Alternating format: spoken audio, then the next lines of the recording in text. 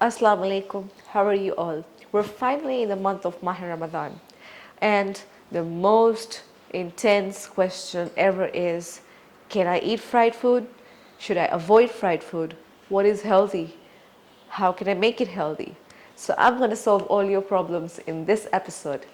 So let's start with, normally we freak out when it comes to oil, cheese and butter because of fats and oil.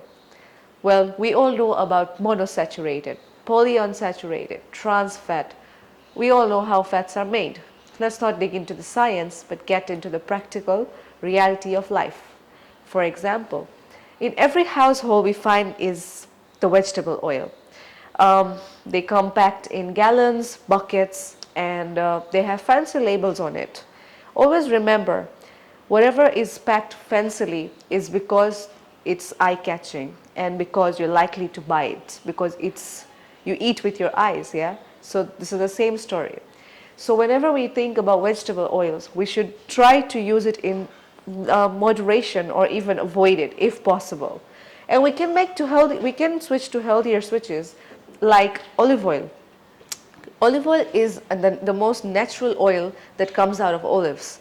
And we all know the health benefits of olive oil. It helps control weight, it's good for your hormones, and it's good for your hair, skin, and nails.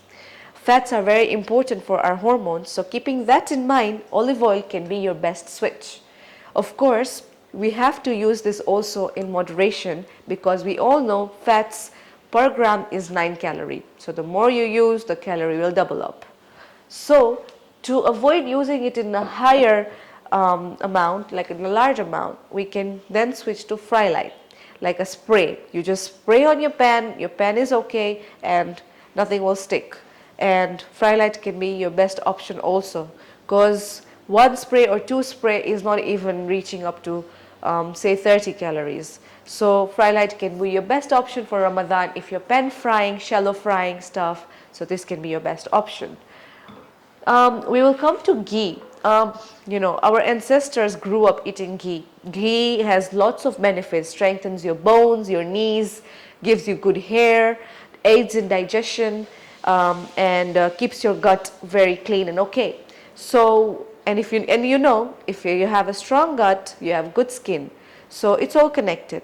And ghee can be very, very helpful to be used in Ramadan because of its benefits. And of course, we can use a little amount and get flavorful dishes out of it.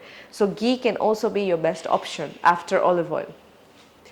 Coming to coconut oil, this is again the most natural oil that we have, and we're blessed in a country like Tanzania that we have our own coconuts and we can produce natural oil at home, and it's very easy.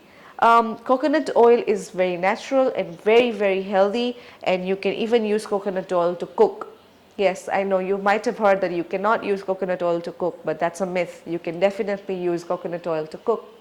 And of course, in moderation, 1 teaspoon per meal is ideal, so keep that in mind. We move to butters and salted butters, unsalted butters. So butter, of course, we have natural butters these days. We have natural nut butters like peanut butter. We have cashew butters. So let's make those healthier switch rather than eating butter that comes out from the processed. The processing, the more the trans fat in it. Though they label it that we don't have trans fat in it, but of course we all know that what they're trying to sell, right? So to avoid packaged butters, let's switch to healthy nut butters. I bet everybody loves a little peanut butter here and there. Okay, talking about cheese. So cheese holds a reputation of yes and no, healthy, unhealthy. So there's a science related to the cheese. The cheese that is kept for ages and ages, yeah, the processing of the cheese, it's stored for ages and ages, and you will see that sometimes goat cheese and blue cheese are so expensive. It's because of the processing and the aging, the way the whole process is done in the factory. But block cheese is your best option rather than triangle cheeses and cheese slices. Your best option should be a block cheese, and maybe you can grate this. You can use block cheese for all of your cooking, and it can be very, very healthy and natural. With that, make sure this Ramadan you use compared to last Ramadan, you use very little oil and butters, and enjoy cheese in moderation. Don't restrict anything, because we all know restriction leads to binging. We come to the part that we have a very nice equipment now.